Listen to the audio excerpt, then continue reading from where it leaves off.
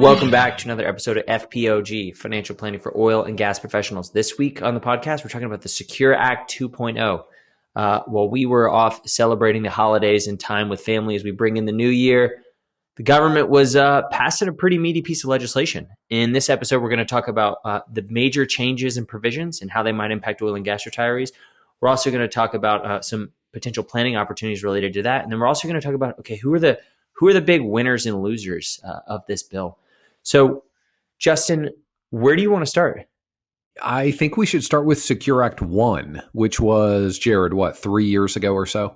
And if we start there, that's helpful to kind of frame the conversation of what do our listeners need to know about changes in tax law, changes in estate law, and how it can affect their financial plan. So should we start there?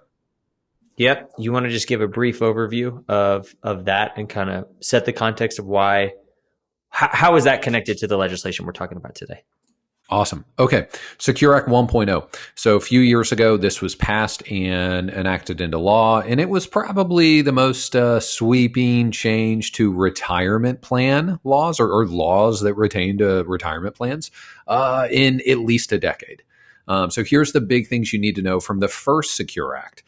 The required minimum distribution age. So if you have a 401k or an IRA, the IRS forces you to take out an annual income distribution from those accounts once you turn 72 years old.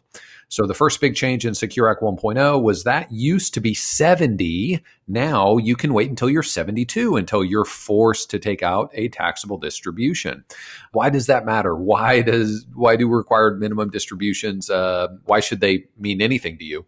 Well, if you are an oil and gas retiree, and if you have, let's say, more than $2.5 million in an IRA or 401k or pension combined, well, then you potentially have a really large future tax liability.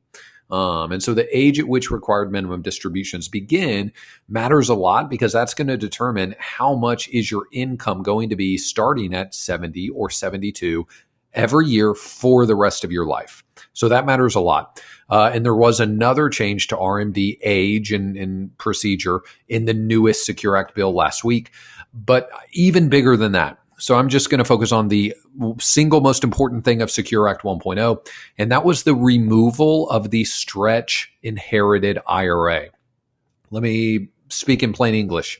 If you inherit an IRA from a parent, for example, if you inherit an IRA from a spouse and you're, say, 5 years apart, as spouses, you get to just take that and put it in your IRA, and you're not necessarily impacted.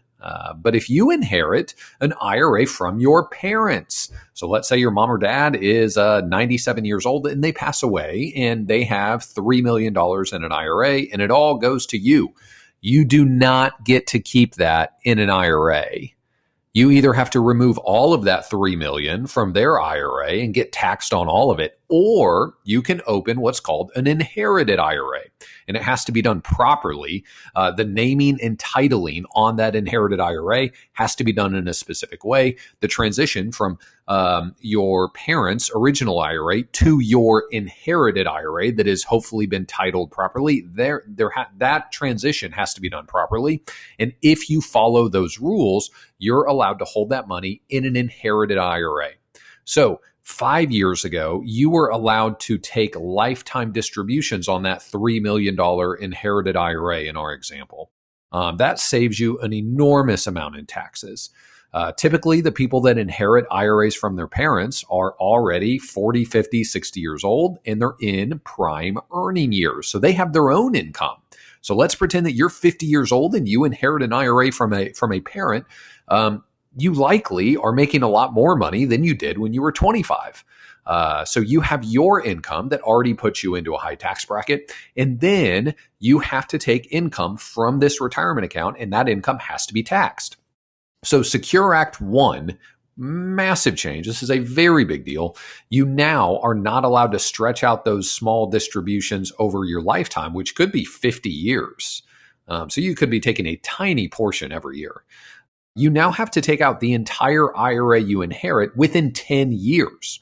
So if you already have a high income yourself, and you have to take out the entire IRA within 10 years. And in my example, I just threw out 3 million, which is a pretty big IRA. But if that's your situation, you better be taking out 300,000 per year. All of that is taxed as income on top of whatever income you're already making. So pretty big change in the taxation of inherited pre-tax retirement accounts. Now, if you forget to take out a distribution in one of those 10 years, well, you have to take the entire thing out within 10 years. So if you forget for 5 years, or let's do an extreme example, you're not paying attention to the rules, you don't know the rules, or your advisor isn't overseeing this, and you go 9 years without taking anything out. And in the 10th year, it's grown from 3 million to 4 million. Well, then you would have to take out the entire 4 million in 1 year. And that would be a massive, absolutely massive tax bill for you. Depending on what state you're in, if you're in the wrong state, you could actually have a $2 million tax bill on that retirement distribution. So Secure Act 1.0, very big deal because it has huge implications on how pre-tax retirement accounts are taxed when they're inherited. And so with that being said, Jared, anything you would add, or can we just jump right into Secure Act 2.0 and how it builds on the first legislation? Yeah, I like your verbiage of building. Like, I think 1.0 is a bigger deal, right? Like in terms of like, okay, what's the bottom line to oil and gas retirees that usually are overweight pre-tax assets?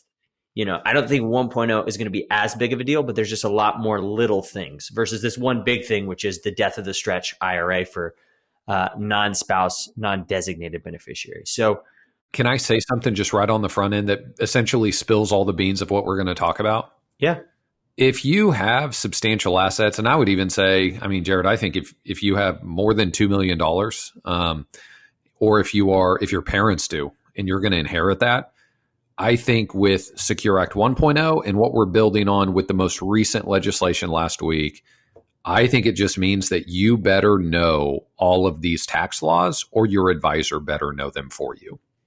that's exactly right. And we'll talk more about that in Winners or Losers. So in Secure Act 2.0, got to give credit to Jeffrey Levine and the team at Kitsis. We'll definitely link to the source article in the show notes. He is awesome in kind of digesting this as it comes out and talking about the most important things. So a lot of things we're getting from this episode came from a piece that he released. So first thing I want to talk about, RMD confusion, if you will. So like Justin said, Secure Act 1.0 moved back RMDs to age 72. And now there's new legislation and it's going to push it back to age 75, depending on when you were born. So if your birth year was 1950 or earlier, that was 72, or 70 and a half if you turned 70 and a half before 2020. If your birth year was 1951 and 1959, your RMD is now going to be age 73, age at which you begin. And then if you were born after 1960, your RMD will be 75. Justin, why does that matter to oil and gas retirees? 2 reasons. Your years before RMDs. So if you are listening to this and you're 62, well, you've got a ways to go until you're 72, 73, or 75. Those years, or that decade before RMDs start, that's when you need to be doing big tax planning. If you don't do really substantial tax planning in the years before RMDs, you have lost most of your chance to lower your lifetime tax rate and to lower the tax rate that your family will be subject to on the assets that they inherit from you. So that's the first reason. The second reason, I think we may even dig into this later, but RMDs carry one of the most horrible penalties in the entire tax code. If you miss an RMD, let's see, it was a 50% tax penalty. I think they toned that down to 25%. So those are the reasons I would give. Anything you'd add, Jared? Yeah, no, I would just say it extends the golden window that we call it, right? And like tax planning, where you're going to have more years where your income is going to be lower because RMDs have not started, or could potentially be lower, right? There's a lot of nuance and wrinkle there, but there's more time to potentially implement Roth conversions, qualified charitable distributions, things like that, and delaying Social Security, right? Anything, filling up the 0% cap gains bracket. These low to no income years, you have more of those available to you. Jared, I just thought of something.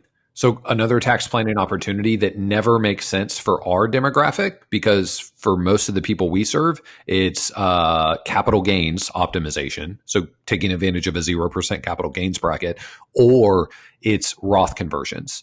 So one of the tax planning opportunities that we really don't get to dive into is tax-free Social Security, because it's not as valuable. There's not as much meat on the bone. It's not as valuable as some other tax opportunities.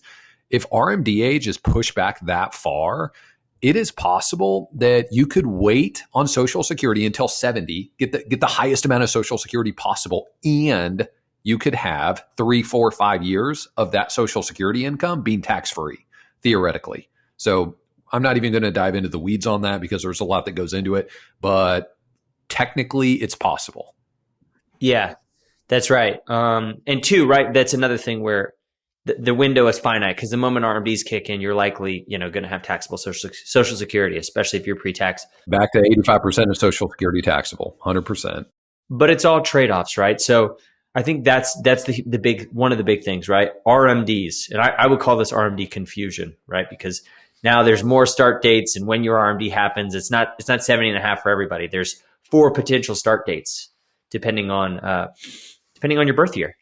So let's go to the next thing. And I gotta admit, I'm surprised at this. I thought Roth was moving in the opposite direction. There was a lot of commentary, if you will, saying that Roth was being phased out, Roth was under attack. And, hopefully I can go back and listen to the podcast and find somewhere where I said I don't think that's going to be the case. But I'm not surprised by this, actually, as many people are, because Roth assets get tax revenue today, right? So, there was a lot of things about taking away Roth benefits, but this legislation actually enhanced Roth benefits. So, Justin, you want to talk about some of the Roth changes that we saw in this piece of legislation? Yes. And so to reiterate 2 things that you've said that I want to just kind of reiterate, there is a golden window in tax planning, and you need to understand it and take advantage of it. If you have a few $1,000,000, you have a massive opportunity. If you have more than $5 million, you really do have a very, very large opportunity for your golden window of tax planning. Now, with Roths, so reiterate what you just said too, Roths are still good. This legislation really just came in and said, we support Roths, and we're not doing away with them. We're not getting rid of Roth. We're not getting rid of Roth conversions. We're not getting rid of backdoor Roth. So let's see some of the things that we need to point out. Plan Roths, very interesting. So Roth 401k, no longer subject to RMDs. Simple and SEP Roth IRAs. Employer can make Roth contributions, not just employee. That's fascinating. If you're listening to this and you have a 401k, you may already know this, but you, as an employee, can decide whether you want to do pre-tax or Roth. But the employer, if they match, they do not get that decision. They don't get to decide. Historically, all employer matching contributions have to be pre-tax. So some potential changes there. Catch-up contributions required to become Roth for wages greater than 145. Let's see. Increased opportunities for self-employed persons. And, I think the biggest thing that I just want to say is you're still allowed to do Roths. So a lot of great Roth planning. It's not off the table. And kind of talking about what you're saying with Simple and SEP, like a lot of these Roth changes positively impact self-employed persons. And you might be saying, hey, I'm an oil and gas retiree. What does that have to do with me? A lot of our clients, when they retire full-time from a super major, they end up doing, whether it be consulting or starting their own thing or just kind of a side hustle or just working in some contractor capacity. So the expansion of adding Simple and SEP Roth IRAs just allows you another way to get more Roth dollars into that bucket if you have self-employed wages. And if we zoom out and try to think about, hey, what are macro changes happening to the landscape of work and employment in the next 20 years? I don't think it's crazy to think that there could be way more 1099 contractors rather than I'm a W-2 employee solely of Chevron or ExxonMobil or ConocoPhillips. Entirely possible that the floodgates open a little bit and you become more of a independent contractor making similar or even higher wages. And I mean, that's essentially what retirees are doing.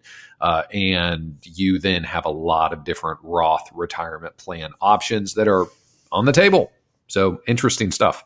Yeah. So 10,000 foot level, Roth, not only we didn't take any step backwards, but energy is showing that they're wanting to push steps forward. So that's great. And we feel really excited about that because, like we've talked about many times on the pod, we are very pro Roth. Let's talk about I would say one of the final big 10,000 foot provisions that I thought was interesting. And that was 529s. 529s are interesting too, because you and I have talked about this in another podcast, but historically they've been really interesting. They become less interesting, especially in a state like Texas, where you don't get a state income tax deduction on your contribution.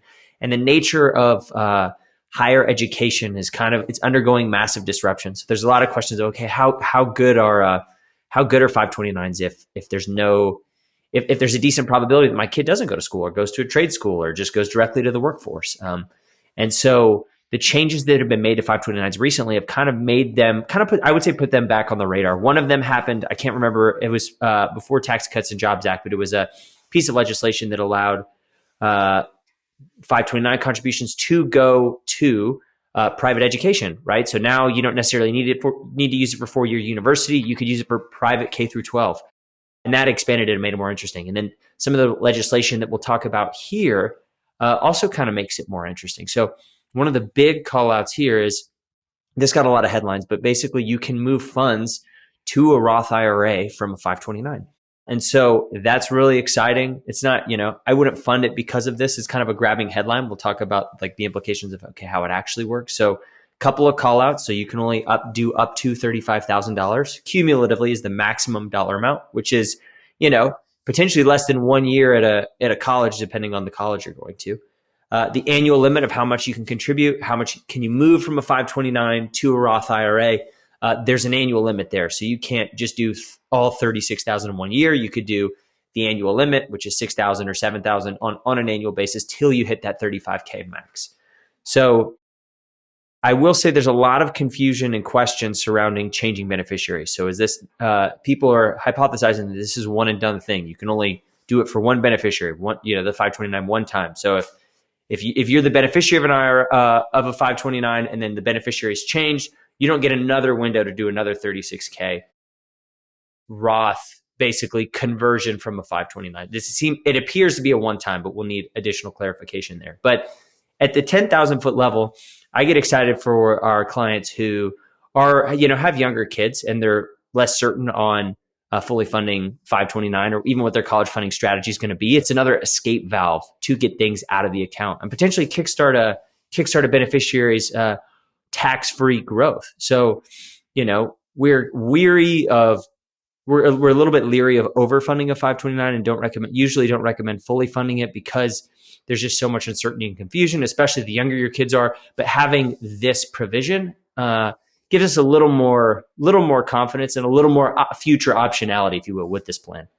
I think the only thing I would add on this point is, I think you mentioned this, Jared, but you have to have the 529 open for 15 years to be eligible to do this, if I'm reading this correctly.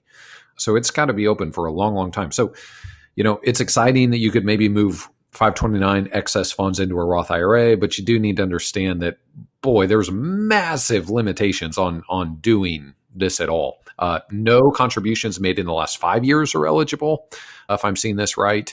And you're still subject to amount limits. So if you're only allowed to put in $6,000 a year into a Roth IRA, well, you can only do $6,000 as the transfer from 529 to Roth.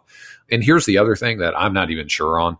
By the way, I don't even know if you're over the income limit, if that disqualifies you. So if you make, right now, I think the 2023 income limit for a Roth IRA is $228,000 married filing joint, AGI.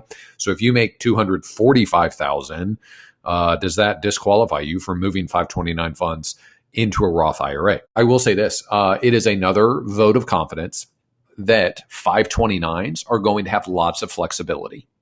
So there's been a lot of laws with 529s to make them as flexible as possible. And this is another emphatic statement from the federal government saying that we want these accounts to be flexible.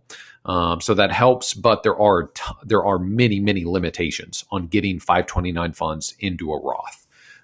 Anything else we need to cover, Jared? No, I would just say if you're an oil and gas retiree and you're funding education, This is something where it could be interesting if you have young kids. If your kids are pretty close to college, probably isn't going to change your funding strategy very much, but it is something to be aware of. And I just want to spend 30 seconds. And again, I do think a lot of consideration needs to go into whether or not you put money into a 529 and how much money you put into a 529. We've done a lot of pieces on how rare it is for high income individuals and families to save lots of after tax brokerage dollars. So most people don't have a whole lot of money in a brokerage investment account. And those are the most flexible accounts of all. It's not tied to any laws from the IRS with retirement or college plans. There's a lot that goes into your personal financial plan on whether it's in your best interests and how much you should fund and stuff like that. So I think that probably covers it. Okay. We'll talk about some of the other provisions now. So there's a lot of other stuff that we won't spend as much time on, but wanted to draw your attention to. And I guess the first one is the qualified plan catch-up. So this is for 401k accounts. So historically, the catch-up contribution for people over age 50 has been locked. It hasn't been indexed for inflation.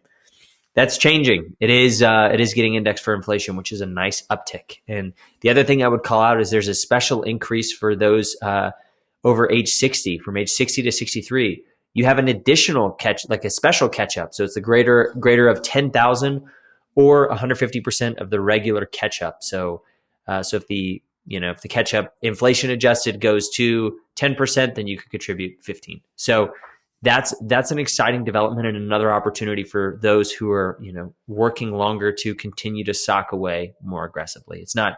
We're not spending much time on it because it's not, that's not going to move the needle in your life, but it is something interesting to be aware of. And you're going to want to update your planned contributions accordingly. Yep. And then we also have, let's see, we mentioned this, RMDs. If you mess up on your RMDs, you don't take them, the penalty goes down from 50% to 25%. Let's see, solo 401ks, you have until the tax filing deadline to open and fund instead of December 31st, which is kind of funny, Jared. Didn't we just do a podcast that talked about that needing to be done on December 31st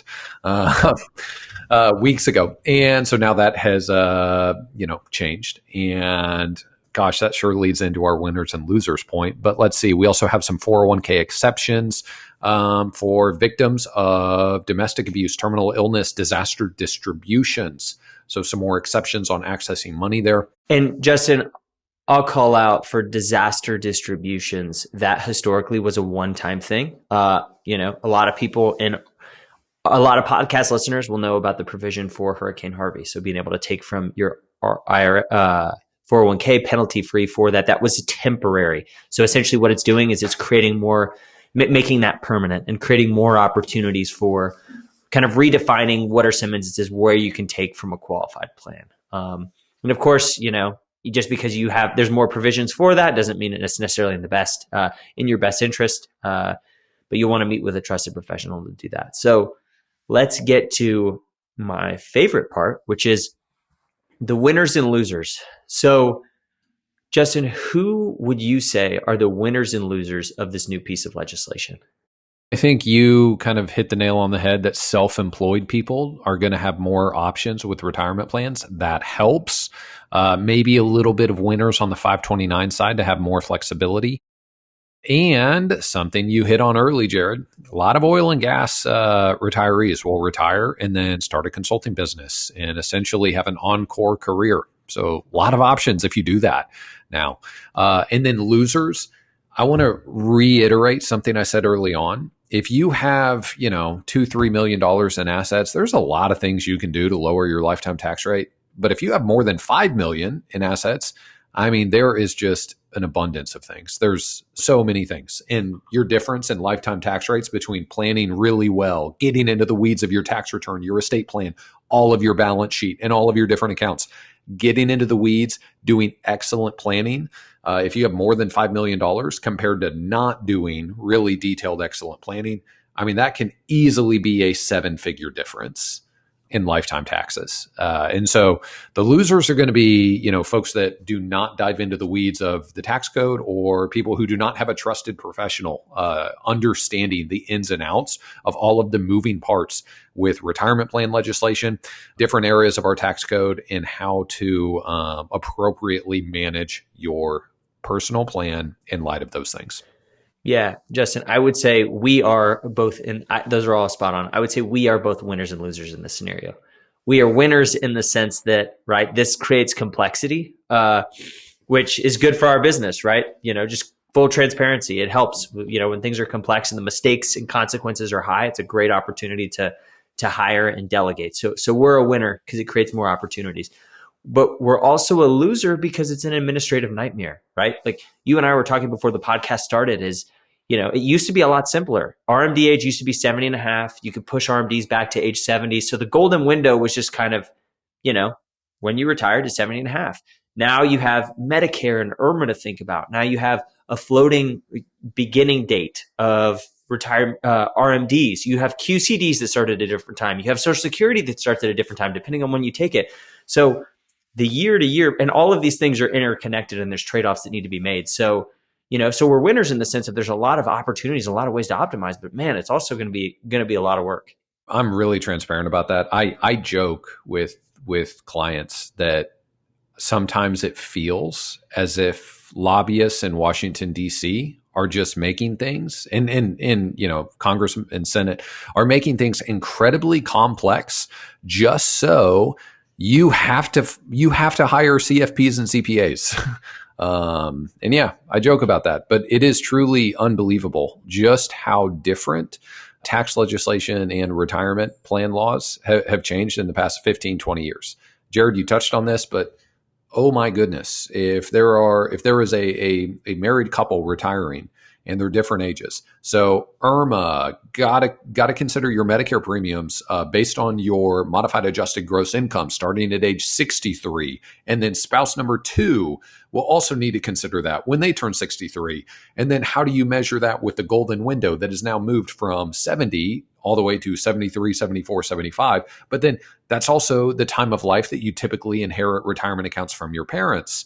And so when do you need to take those distributions? And should you do capital gains harvesting, or should you be more concerned with moving pre-tax accounts to Roth accounts? And then if you have concentrated positions, well, how much of those should be gifted to charity versus how much should be diversified and sold and kept on your balance sheet? And then, I mean, not to mention, we're definitely going to see more estate law changes in the coming years. So as the estate exemption goes down, how much of your assets should remain in your estate versus what assets should you remove from your estate for long-term planning? And then, we didn't even talk about this. QCDs, that's another charitable tax planning opportunity. Those are apparently still at 70 and a half and don't change with the other dates. So yeah, Jared, there's just a million moving parts. And like I often joke with people, it really is crazy. It is if we just make this stuff so complicated that people want to go hire advisors because there's just such a impossible task of learning the parts of retirement plan law that are relevant to you. Yeah. And I mean, it's almost like there's like a golden era, and now there's a golden era light, right? Like now you have like no income up until 70 potentially when RMDs start, or up until Social Security starts, but then you have little income. So you might still have some opportunity, but it's just lesser because, the contributions of the Social Security started. So it's going to be interesting. But all in all, I think there are some opportunities. I think there are some changes, and your income plan should not stay the same in light of this, right? The game is changing, but we're also mindful of, man, this is a lot. So if you have any questions about how this applies to your specific situation, or if there was a piece of legislation that you thought was important to oil and gas retirees that we didn't mention in here, let us know, and we'd be happy to talk about it. podcast@brownleewealthmanagement.com. We'd love to hear from our listeners. And if you're watching us, you see that I'm wearing a K-State polo. If you want to talk some trash about the Alabama Crimson Tide, beating us handily, you can do that too. But it's all good. I admire the humility because you've been on the K-State when things have been on the rise. So I appreciate you accommodating. I went to the Liberty Bowl while we're taking the L from college football. I went to the Liberty Bowl, and if anybody knows that game, Arkansas blew a 15-point lead with 3 minutes left and the ball. And I left because I thought we had it in the bag. So I left that game early and missed the triple overtime. The outcome ended up being good, but I watched the 3 overtimes from a bar with a bunch of people that had also left the game because they thought it was in the bag. So got served a slice of humble pie this college football bowl season. So glad the Razorbacks took care of KU though. So good game there for sure. Awesome. Thanks everyone. See you next time.